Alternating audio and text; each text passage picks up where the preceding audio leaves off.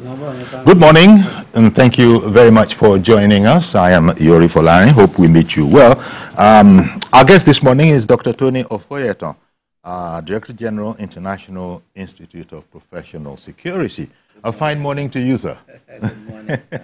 And Nigerians. Indeed, I haven't started off that way. It does sort of give an indication of what we're going to be talking about, and it's because of the security concerns. And all over Nigeria, I would say, we do have the security concerns. But if we were to look at the Southeast in particular, if we were to carve something out, is there really a difference in what drives the topic in that region as to other areas? Uncle Yori, the truth is that there may not be fundamental difference as it is now, except for the fact that in the Southeast presently there is no clear-cut indication as to who are the perpetrators of these crimes and criminalities. Okay. Now for the North, we've been able to identify some sects and even give face or faces. Boko Haram used to be this mysterious until presently there are faces that have been attached to Boko Haram. But in the Southeast, you talk about, for example, you talk about the unknown gunmen. Mm-hmm. Now, till today, surreptitiously, the government is still telling us that they are still unknown. And that is the mystery in it. And that is actually the worrisome part of it. Because when we have avalanche of intelligence agencies in the country, okay, and we've been talking of unknown gunmen for more than 5 years or thereabouts in this country, and up till now, nobody has been arrested to say this person is or was a member of the unknown gunmen, mm-hmm, and had to be prosecuted.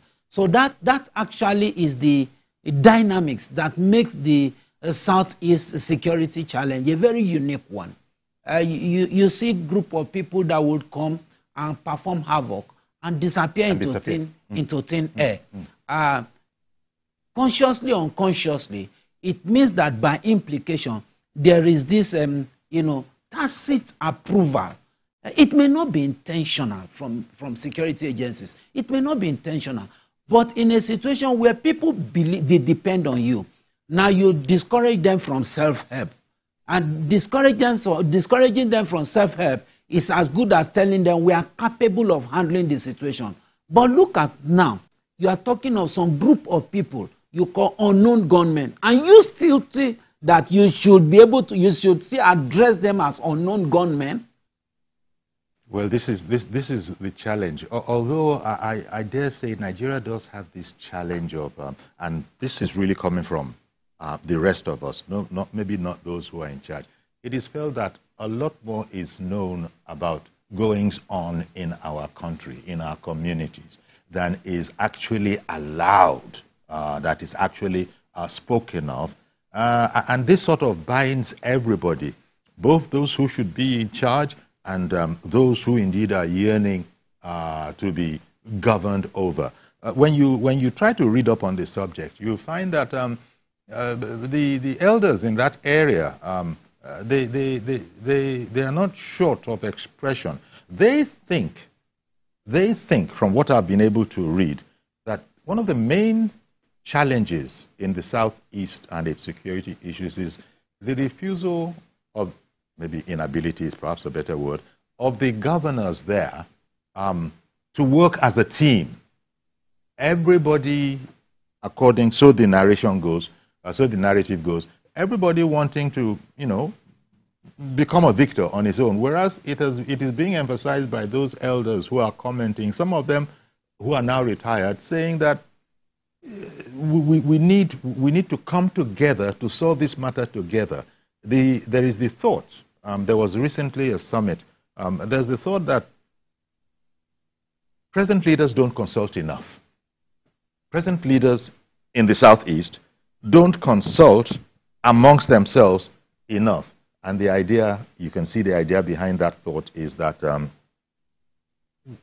if you won't tap the experience of those who have come, served, and gone, but are still around, how are you going to achieve anything?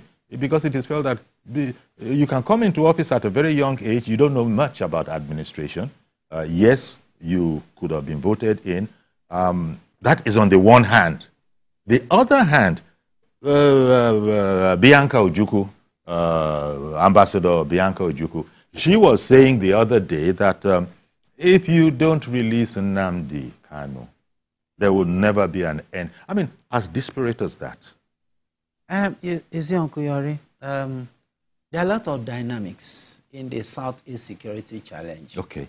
But like we started, there is nothing extraordinarily unique to that vis-a-vis what is happening in the North, except for these differences some of these differences that we have identified. That governors don't work together or in unison in the Southeast is not peculiar to them. It's a national problem. Even in this North that we talk about today, it's not as if the governors are working together, as it were. You know, and don't forget that we are in a society where it is only government agencies that bear arms. And after that, the next people that bear arms are the criminals. The terrorists, the criminals. These are the two people that don't need licenses to bear arms in this country. The government and the terrorists or the criminals. You know, but you and I, we need license to bear arms. If you don't have license and you have in possession of arms, you will go to jail for it. So that is one paradox that there's should, an accounting in that sense. that should settle at the back.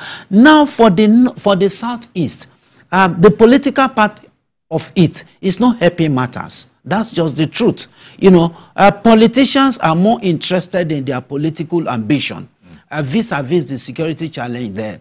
And why I said so is that let us even assume, without considering that you have some limitation, especially because even your own paramilitary organizations don't bear arms. But you can be highly instructive to the extent that even the police and the army and you can empower them. You can put them on the run in such a manner that even the criminals will know that in your own state, it may happen in other states, but in your own state, you won't allow that. You won't condone that. But it's not happening like that in the Southeast. That is one aspect of it. Then another thing is that even the people themselves are not ready to push out the criminals among them. To what extent are they even cooperating with standing army, the police and the like? To what extent are they cooperating with intelligence agencies and the like? That is also another aspect of it, which the people must look inward. Now, don't also forget that the Southeast, they have this independent kinsmen, what do you call it, cultural orientation. So it's not as if they are, you know, what do you call it, they are so coordinated. Right from the word go, it's a kinsman thing.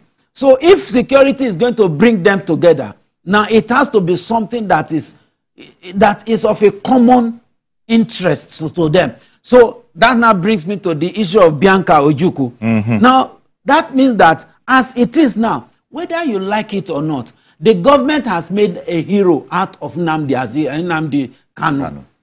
Government, by, you know, arresting him and detaining him and, you know, bringing out popularity out of nothing. Nobody knew this man from anywhere before.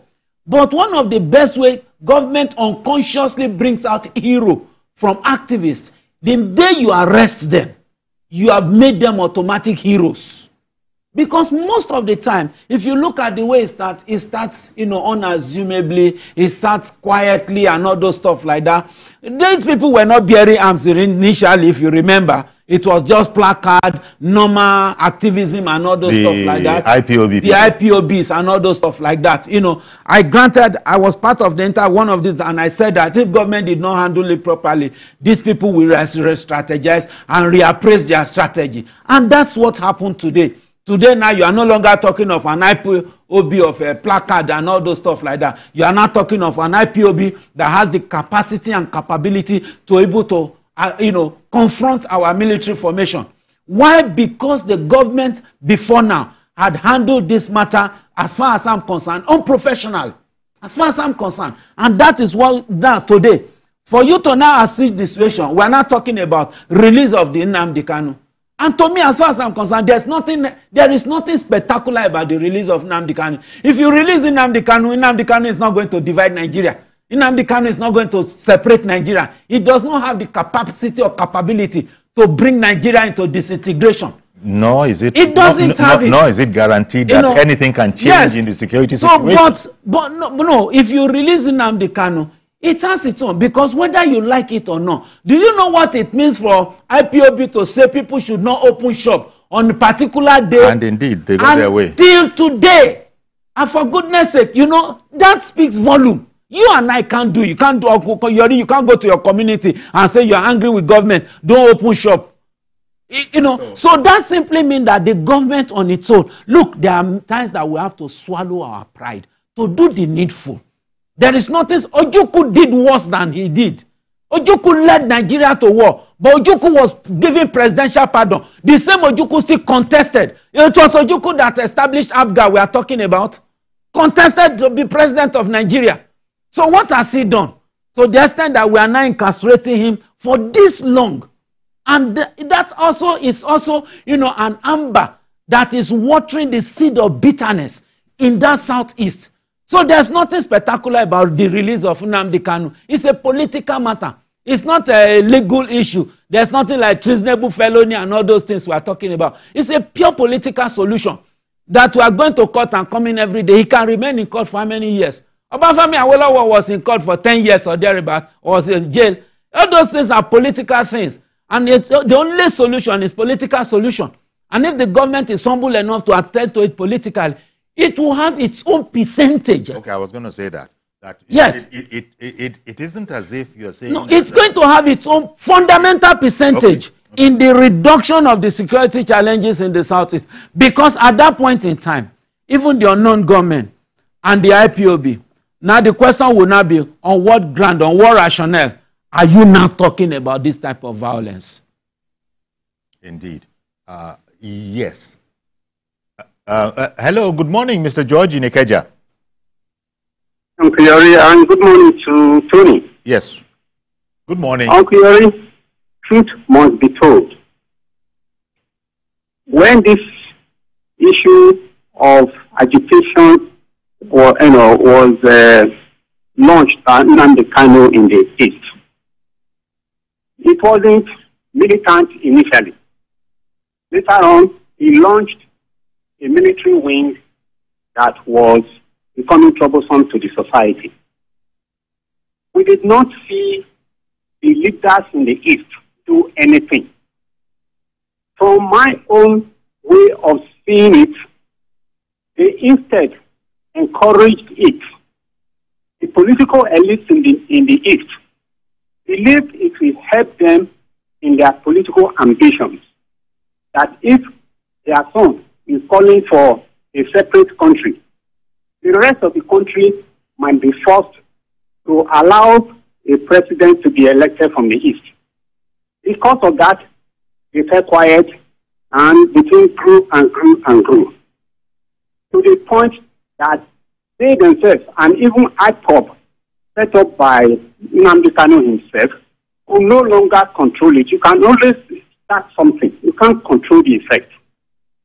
When something like that happened in Yoruba land not long ago, the group came out and said they want separation from Nigeria. What did you see? The leaders in the Southwest, the Obas, the political elites, all of them said, no, you cannot do that. We will disown you. Within a few weeks, it melted down. Those boys did not say anything again. They disappeared into the thin air. But what do you think the East? The elders group, the people who are supposed to be regarded as the leaders and the elders, every day they go to the government, release our son. He has not done anything. And I'm sorry to disagree with Tony on this aspect. When he said the government did wrong by not releasing him, this guy committed crime. He launched a radio station, calling Nigeria all sorts of names. He launched a military wing, committing crimes, killing people. Many people have died. Is that not a crime that the government should punish him for? If your son is doing something wrong, you must tell that your son that he has done wrong in love, not covering him, and then on the other hand, you are using it to try to achieve a political gain. That is wrong. And if you don't, I've always said it on this program on Creole, if you don't address the cause of a problem, you will never solve it from the top. The root cause is that where Nnamdi Kanu came from, his people are hypocritical. I'm sorry to use that word, but that's the truth. They are hypocritical about their attitude to the subject matter, and that is what has caused all this. To the extent that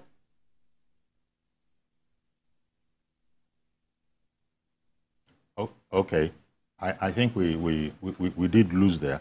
Okay, that was Tony. No, so that was Mr. George going on there about his perspective on this whole matter.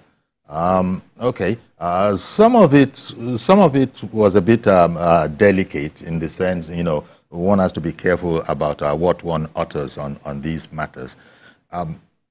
But he doesn't think that, well, you said that there is a percentage that cannot be discounted, that can be achieved.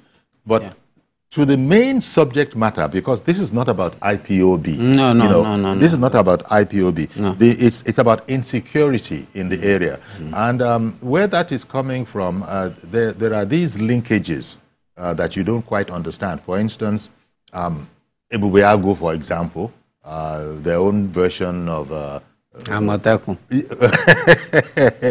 If you want to put it that way. Well, that's it. Everybody has to come up with their own sort of, you know, because you pointed out that they were able to say, don't come out.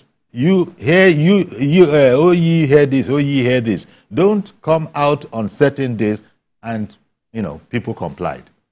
People, even though the governors were trying to persuade them, the people complied. Now, and meanwhile, there are also kidnappers. Kidnappers, robbers, you know, they sometimes, you know, are exported out of the area. So it becomes difficult because there seem to be quite a number of forces in there. The straightforward criminal forces. Let me help you. Okay, let the Reverend Dominic come in, and then you come in. Good morning, Reverend Dominic. Good morning, Chief Yore. Good morning, sir. Johnny. We're looking at the security situation in the southeast.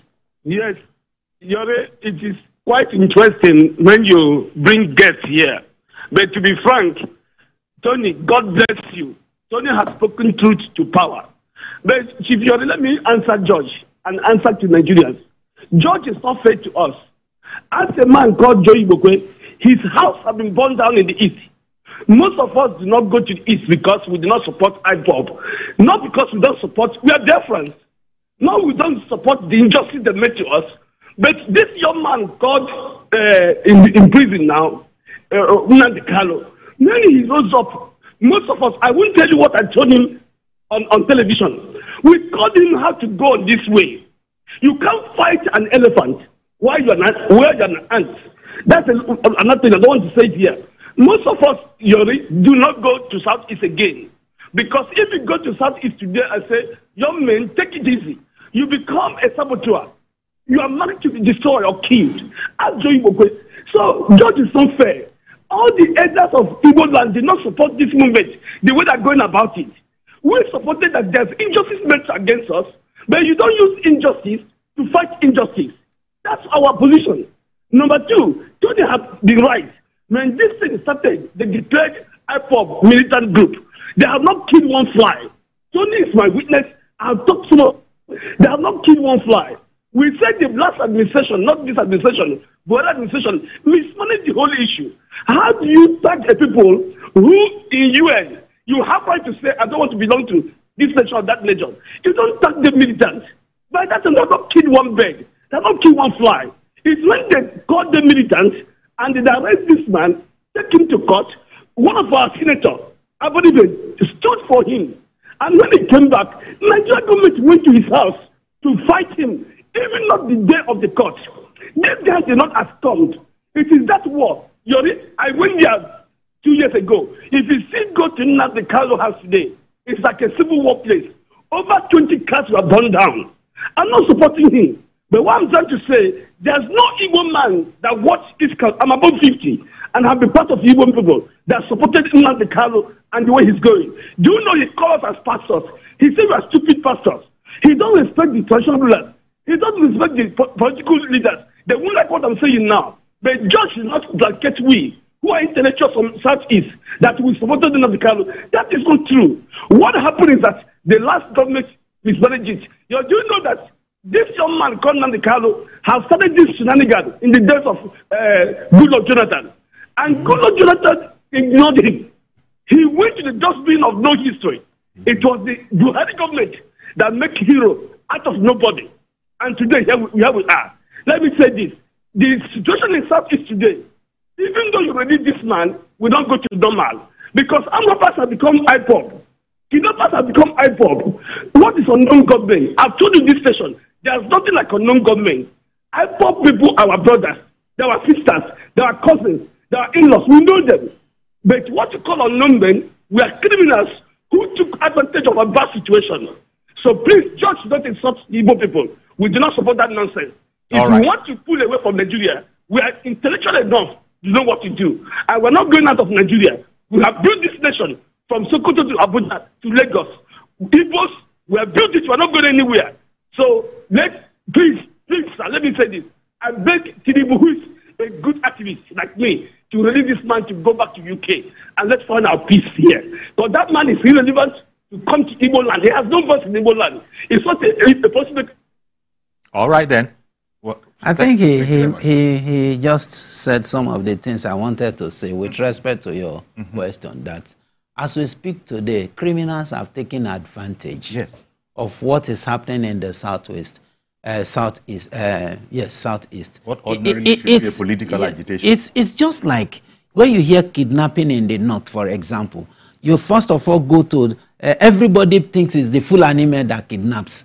But it's not a very big business. It has nothing to do with the Fulani or any, it's just exclusively criminals. And maybe when you talk about the, when you talk about the terrorists that want to use it to raise their terrorism, financing, whatever. And that's what is happening in the Southeast as we speak.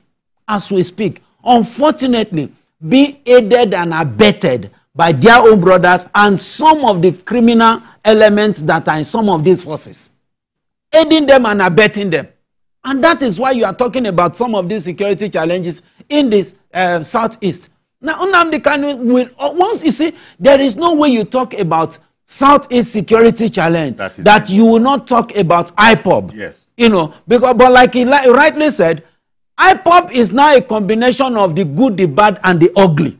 And it's a combination of all forms of criminals. Maybe some of them can be, you know, can have that philosophy and the like. But, you see, it's so painful to the extent that prophetically, if Nnamdi Kanu is released today, it may interest you that he may contest as president of Nigeria.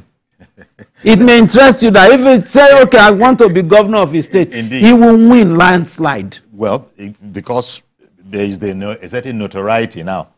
He will, if he decide to say, okay, I want to start from my state, he will have a landslide victory. Okay. Luke in Port Harcourt. Good morning to you, sir. My brother, see, I want to differentiate. Let us understand this thing this way. There's different types of different criminality. And I have constantly said in Nigeria that look, we are not in support of foreigners. They are not in support of things. It's not like you build there are some things called uninvited guests. They come. That does not mean that they are important. They are invited. That they are part of that house, my brother. The issue of Nnamdi Kanu has become a thing. I don't know. When you teach me what I've already known, Nigerian government is already.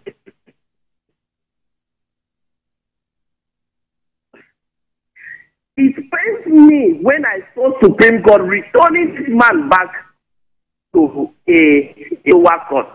That was thing would have been buried. When people come out and say, look, release Nnamdi, why we are saying so is because we want to differentiate between the invited guests and non-invited guests, my brother. As it stands today, I am an Akwa Ibomite. If anything happened by the military from the southeast, I'm not seeing it as a professionalism. I'm not seeing it as a justified issue. Because, see, my brother, let us be very frank with us. Until you differentiate these two things, we are not going to have it right. Let this man go so that we can, everybody can criticize what is to be criticized. Everybody can condemn what is to be condemned. Everybody can come out and say, okay, fine. Now that this is called by his name, what about this? And then we will also come out and say, look, government, use force. But as it stands now, I am telling the Nigerian government that whatever force they use on the surface is injustice. To me, that's personal. That's personal. Until Nnamdi Kanu is, in fact, it even come to a stage where I say, if you want to jail him, so that we understand that, look, he has committed a crime, and he is paying for what he did. But at the time now, it's just like you putting one leg inside a car and then putting one outside the other one outside the car. It's not normal, my brother. It's not normal. This man has been, okay, even up to the Supreme Court, the only thing they said here was, oh, sorry, it was a mistake. We know that you were, I don't know, from Kenya and all those things. They only, is that what is your job? Your job is not to sympathize. Your job is to do justice. All right, so then. Brother, well, thank you for calling in, Luke. Really appreciate your call.